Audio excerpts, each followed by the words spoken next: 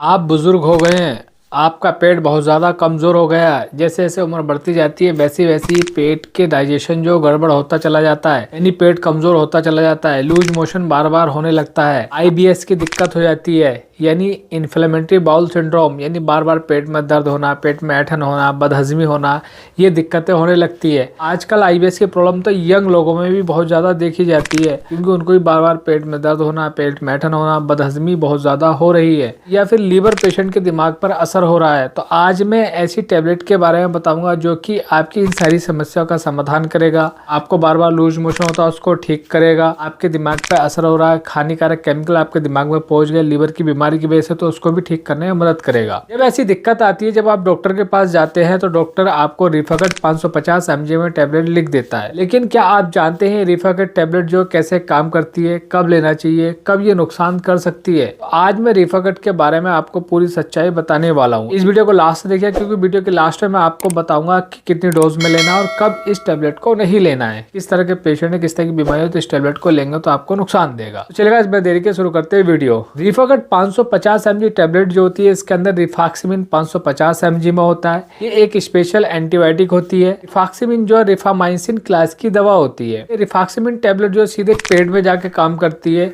इसलिए इसको गट specific antibiotic भी कहा गया है। अगर आपको क्रोनिक लूज मोशन होते हैं, यानी बहुत ज्यादा लूज मोशन होते हैं, डायरिया होता रहता है और ठीक नहीं होता, उस समय रिफाकट टेबलेट को लेने की सलाह दी जाती है। आईबीएस की दिक्कत रहती है, इन्फ्लेमेटरी बाउल सिंड्रोम, यानी आपकी जो हाथों में सूजन रहती है, आपके हाथों में दर्द रहता है, पेट में दर्द रहता है, पेट में ऐंठन रहता है, बदहजमी रहती है, तब भी रिफाकट टेबलेट को दिया जाता है। लीवर डिजीज में रिफाकट टेबलेट को दिया जाता है। हेपेटिक इंसेफेलोपैथी हो जाता है, उसमें भी रिफाकट टेबलेट को दिया जाता है। हेपेटिक इंसेफेलोपैथी क्या होता है, हमारे लीवर से अमोनिया सीक्रेट होता है और वो ब्रेन में जाके जमा होने लगता है। जब ब्रेन में जमा होने लगता है तो उसको इंसेफेलोपैथी बोलते हैं, यानी ब्रेन की दिक्कत उसको होने लगती है। हेपेटिक इंसेफेलोपैथी अगर हो रहा है तब भी रिफाकट टेबलेट को लेने की सलाह दी जाती है। रिफाकट टेबलेट कैसे काम करती है?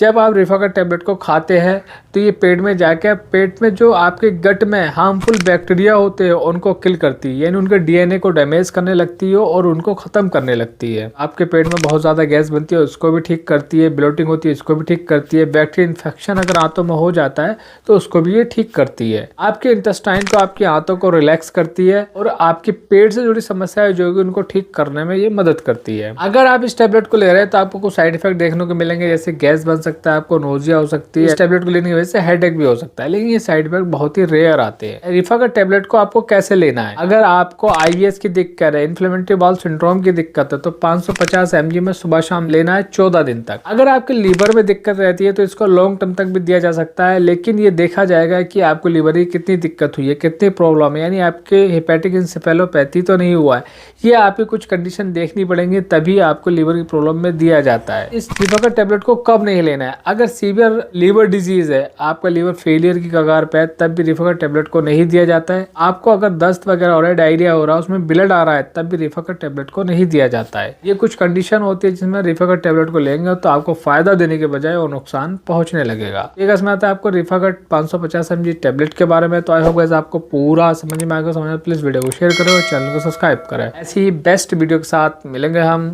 अगली वीडियो में।